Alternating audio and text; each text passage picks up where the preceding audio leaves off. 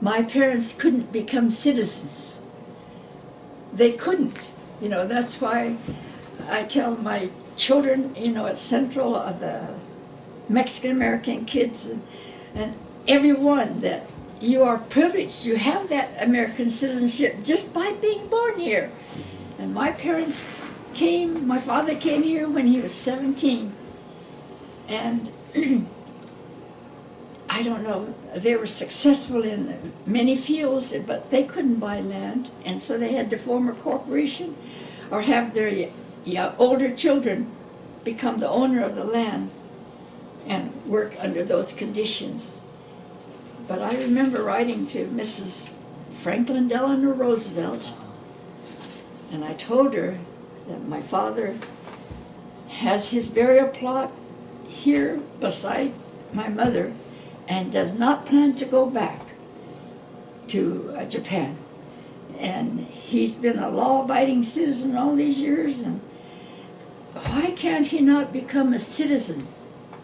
I wrote that to Eleanor Roosevelt. I still have that letter that she wrote back. So the power of the pen is very strong. When you're confined, you really feel like, gosh, the world is passing you by. And I remember that Fresno Assembly Center, the wall, and I could hear the cars go by and, you know, the civilization going on. But here we were confined to this side. So is right next to a community? Well, it was the Fresno Assembly Center. It was at the Fresno District Fairgrounds. That's where we were temporarily housed there. So they confined you in the very center of the big city.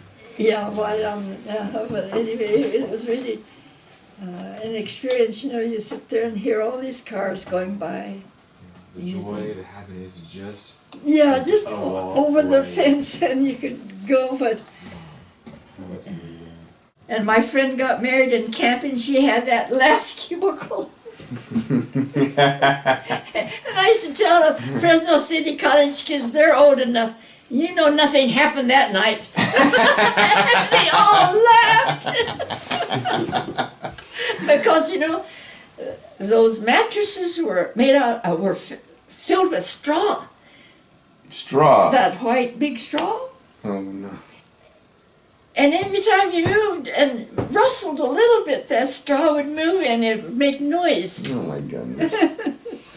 But anyway, the person, I knew that person that got married there, and she said, nothing happened, nothing happened, just sitting like this. I don't know how many times I wished I were blonde and blue-eyed so that I couldn't be spotted. And then we were hiding all our Japanese things. We didn't want anything Japanese.